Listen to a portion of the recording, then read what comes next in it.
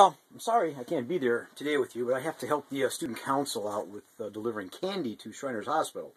So I'm going to leave you a little experiment to run today. It's going to be a quick experiment. You're going to collect some data. Then you're going to watch some videos and then do some calculations for homework. Since there's calculations involved, I thought maybe I should show you what we're going to do. So if you remember our last class, we were discussing energy. And in particular, we're talking about gravitational potential energy.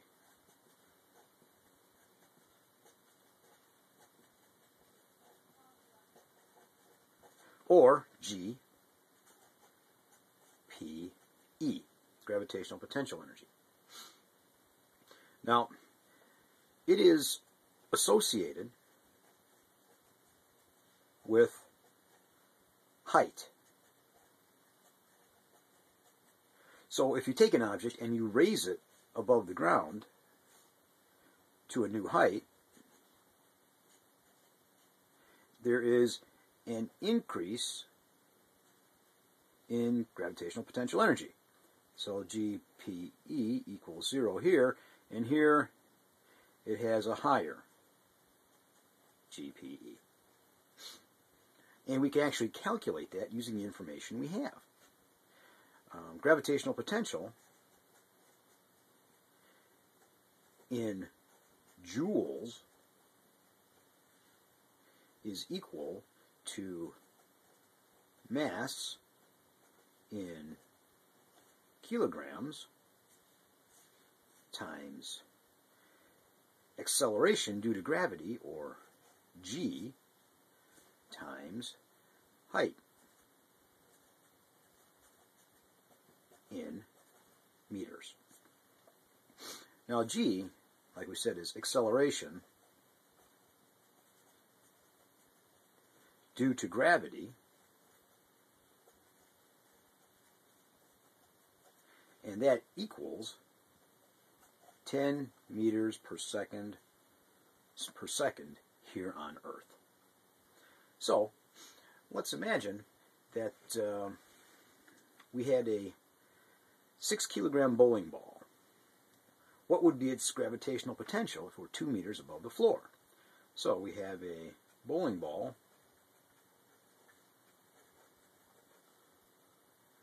with a mass of 6 kilograms. What is its gravitational potential energy when it is 2 meters above the floor? Well, since we know that GPE equals mass times G times its height, that's easy to figure out. The mass is 6 kilograms times G, which is 10 meters per second,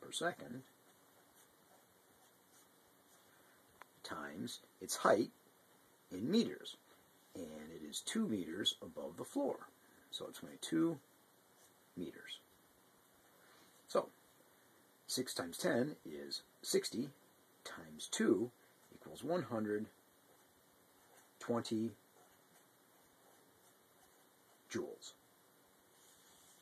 So that's easy enough to figure out. But there's another type of energy. Oh, why don't we just stop here, pause it, so you guys can copy down the rest of this. Okay, good. Let's move on to kinetic energy. Now, the other type of energy is what we call kinetic energy, which is energy due to motion. So,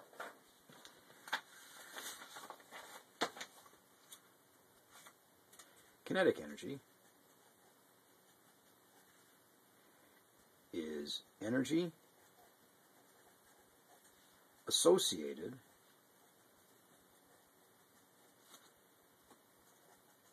with moving objects. And kinetic energy is equal to 1/2 the mass in kilograms times the velocity of the moving object in meters per second squared. So we say KE equals 1/2 mv squared. So let's imagine we have the same 6 kilogram bowling ball, so that is a 6 kg bowling ball with a mass of 6 kilograms is dropped.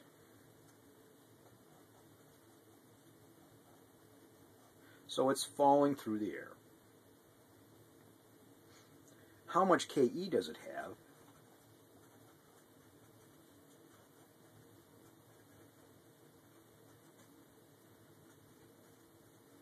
How much KE does it have when it is going 5 meters per second? Oh, that should be a question mark. So how much KE does it have when it is going 5 meters per second? Well, we use our formula. KE equals 1/2 mv squared. So the 1/2 comes out here. The mass is 6 kilograms. And its velocity is 5 meters per second.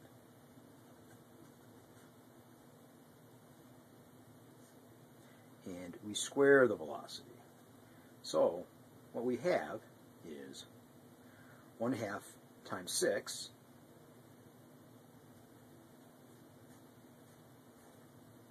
times 5 squared, which equals 25. And so 1/2 times 6 is 3. 3 times 25 is 75. So the answer is 75 joules is the kinetic energy in the bowling ball when it's going 5 meters per second. So take a minute, copy all that down.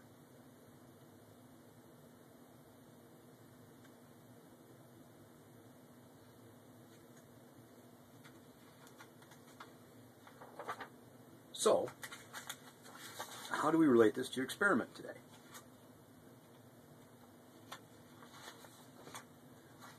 Well, let's do another example with the bowling ball.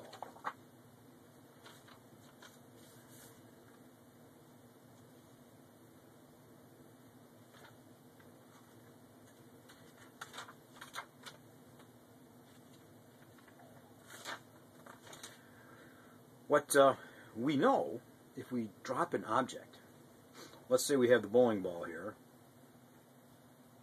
and it falls to the ground, which is 1.25 meters away. Up here at the top, its gravitational potential energy equals mgh. And its kinetic energy equals 0. Just before it hits the bottom, its gravitational potential energy equals 0. And its kinetic energy equals 1/2 mv squared. Now we haven't added or taken away any energy from the system, we just changed it in one type or another. So if kinetic energy up here is 0, and potential energy at the bottom is 0, it must mean that the gravitational energy at the top equals the kinetic energy at the bottom. So, the GPE at the top equals the KE at the bottom.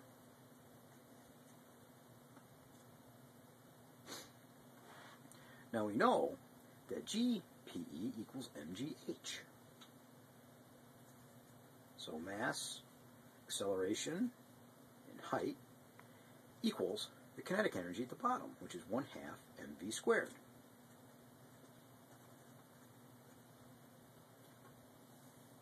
Now if we look at this equation, we see some algebraic magic here. Because we have an m on this side and an m on this side, we can divide both sides by m and then make the m's cancel out. So what we're left with is GH equals 1/2 v squared. Now, I could go a little further now, and if I multiply both sides by 2, this 1/2 cancels out, and I'm left with v squared on this side and 2GH on this side.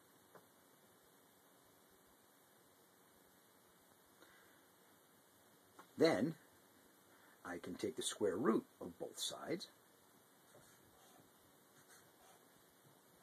such that v now equals the square root of 2GH.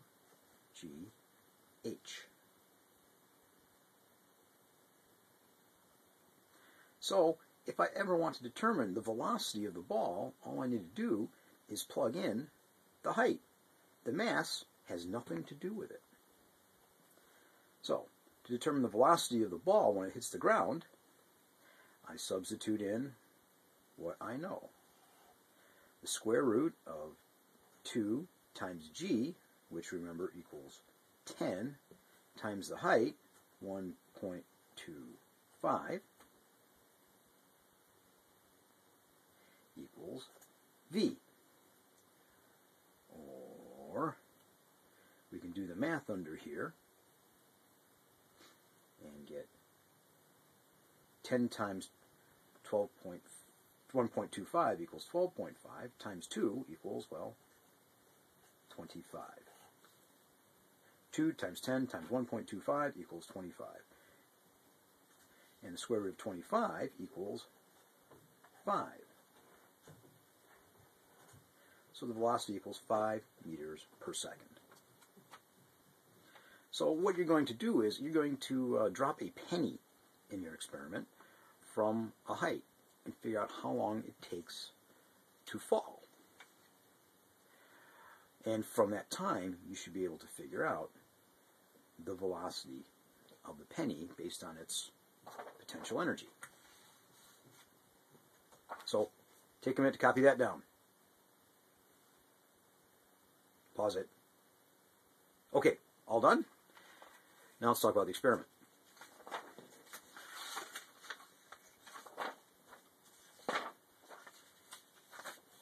So, in our experiment, you're going to take a penny.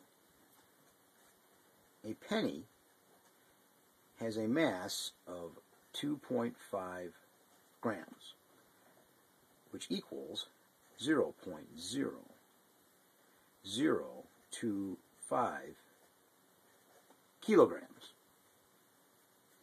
And you need to use this number when as M.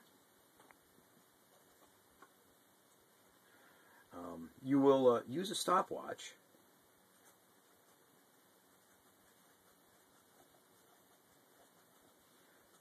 to determine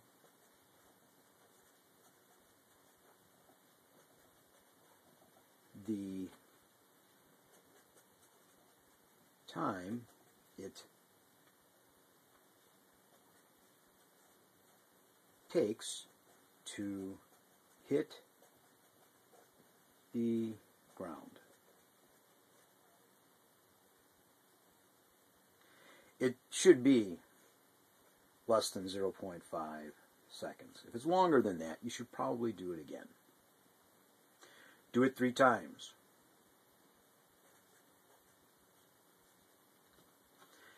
put the information in the table, and then repeat at 2 meters.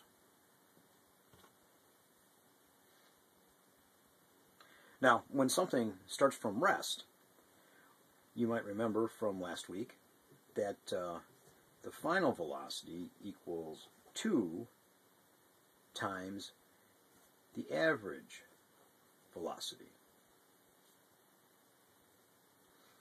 which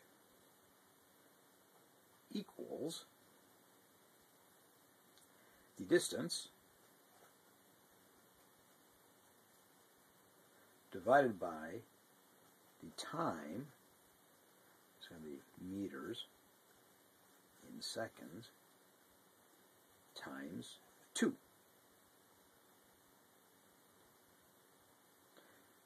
So, you get about 15 minutes to do this. Actually more like 10. And then we're going to go on to the next part. So collect your data and complete that worksheet that says conservation of energy.